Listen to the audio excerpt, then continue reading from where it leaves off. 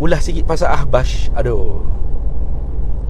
Ada dalam video tu pasal Ahbash. Ahbash ni saudara-saudara kita juga sebenarnya. Nah, yang mengaku kata ahli sunnah wal jamaah, Asy'ariyah Maturidiyah juga. Tetapi di dalam beberapa perkara mereka tu terlalu hulu, terlalu melampau. Nah, dan mereka hanya menganggap bahawasanya pandangan ataupun penulisan yang ditulis oleh guru mereka, iaitu Syekh Abdullah Al-Harari, satu-satunya yang terbaik, yang tidak ada tolak banding. Itu. Jadi seolah-olahnya apa yang dikeluarkan oleh Syekh Abdullah Al-Harari itu mu'tamad. Mu'tamad. Ahbash tolak Nur Muhammad. Ya memang bukan Ahbash saja, ramailah yang menolak Nur Muhammad tu. Di kalangan ulama muhaddis ni ramai yang menolak. Fuqaha pun ramai. Ada juga di kalangan ulama mutakallim yang menolak. Tetapi di sana ada yang menerima. Itu. Sebab tu isu-isu khilafiyah seperti ini sebenarnya kalau dia didebat untuk menang dan kalah, selama-lamanya tidak akan selesai. Tak akan temu pucuk. Sebab apa? Sebab bila khilaf tu khilaf lah, sampai kiamat akan jadi khilaf. Khilaf sampai bila-bila. Tapi kalau berdialog untuk mencari titik persamaan, boleh bekerjasama dengan apa yang kita bersefahaman, dan melihat perbezaan, saling untuk menghormati perbezaan, insya-Allah dialog seperti itu boleh memberi manfaat, manfaat kepada agama bangsa kita. Sehat, jadi dialog yang sehat. Jadi dilihat kepada tujuan dialog tu untuk apa. Jadi itu Ahbash, antara lain manhaj merekanya literal juga dalam memahami nas ulama. Kalau tentang qadiyatut takfir, qadiyah takfir, agak literal dia panggil, terus dipegang. Inilah yang mu'tamad. Contoh seperti apa yang disebut dalam Ashbah wan Nazair oleh Imam Suyuti, tanpa sanad. Perkataan Imam Syafi'i yang dibawa datang tanpa sanad. Katanya Imam Syafi'i berkata, Al-Mujassim kafirun, Al-Mujassimu kafirun. Bermula orang Mujassim, orang yang menjisimkan Allah tu kafir. Jadi di sini kita lihat kelompok Ahbash, mereka berpegang semua orang yang menjisimkan Allah tu kafir. Sama ada tajsim soreh atau ghairus soreh.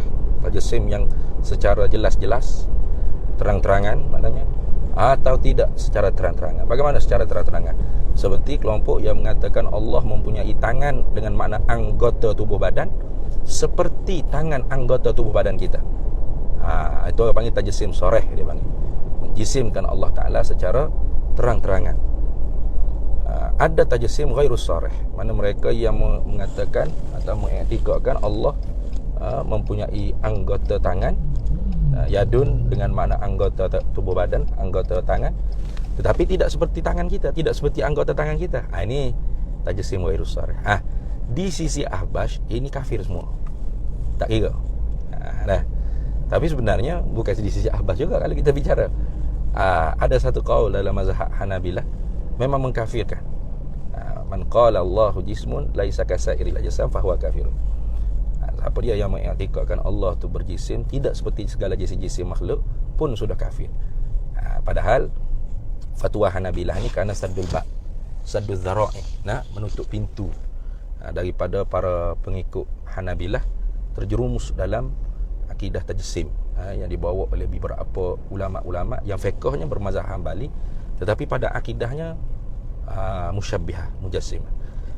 Lalu digunakan fatwa ni sebagai satu pendapat yang paling muktamad, sehingga kalau orang yang tidak mahu mengkafirkan mujassimah ghairus soreh itu dihukumkan kafir oleh Ahbash. Ni bermasalah ni. Orang panggil satunya takfir, itu tak ada masalah lah.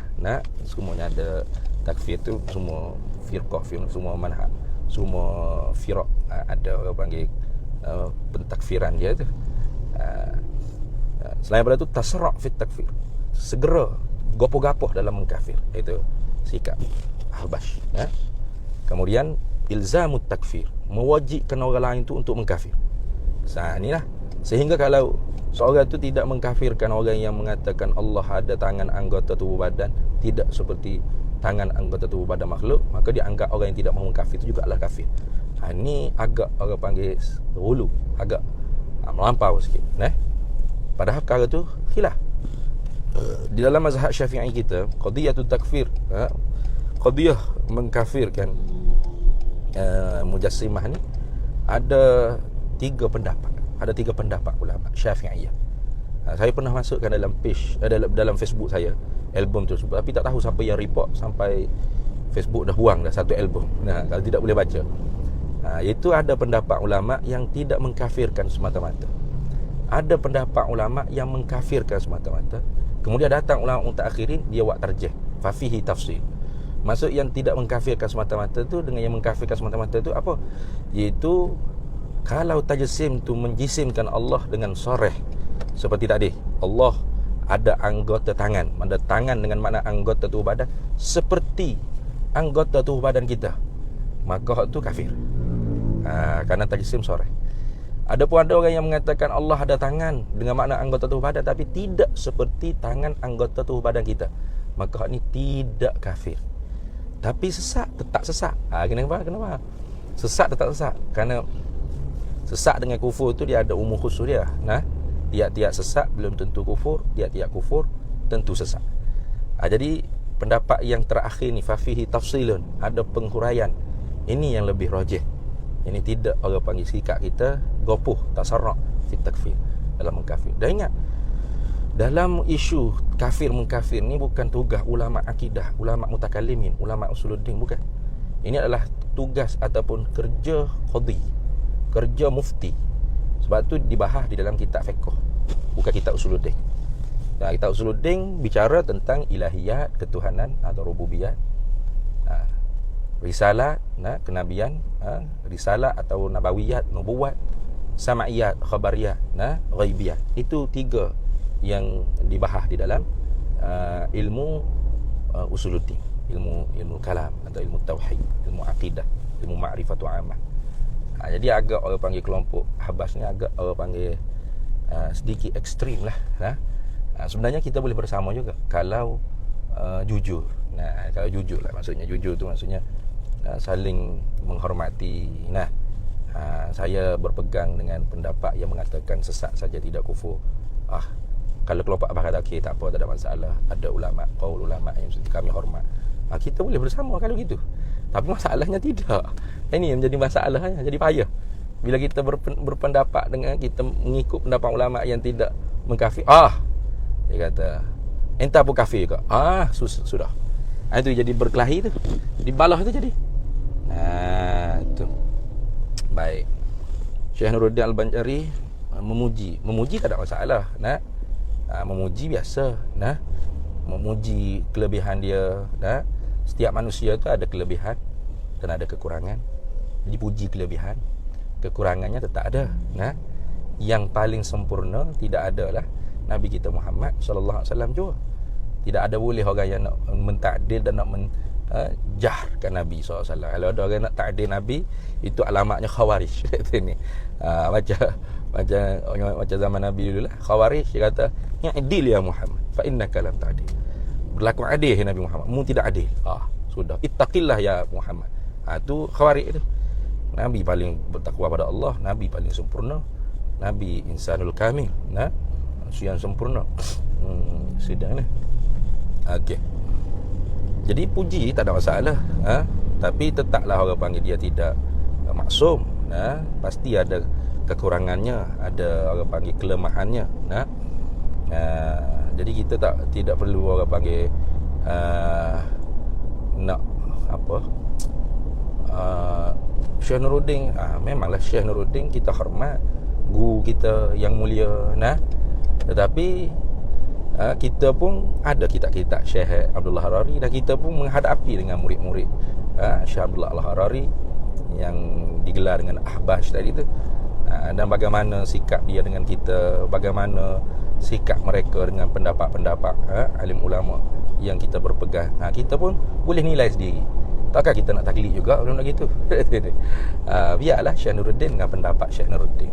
Nah, kita kita baca, kita nilai, kita mengaji, kita kaji, kita hadap sendiri, kita punya pengalaman. Itu yang membuahkan orang panggil pendapat kita. Itu. Jadi ala kulli halnya Ahbash ada kebaikannya dan ada kelemahannya. Begitulah. Saya sebenarnya tak ada masalah sebenarnya dengan Ahbash, dengan anak murid Syamsullah Rari. Cuma ada tak berlaku jujur, kita kata sailang ke. Ni jadi kita jadi nak marah ni. Tak baiklah lagu tu. Kita jaga. Tu. Orang tanya macam mana? Bagus, ahli sunnah kita juga tu. Tapi boleh ke dia? Tak. Ni Piyu Faiz ni atau Ustaz Faiz ni bukan ahli sunnah original. Penat gitu. Maknanya tidak jujur lah. Ini yang jadi berbalah, berkelahi ni. Itu yang tidak baik. Maknanya individu-individu.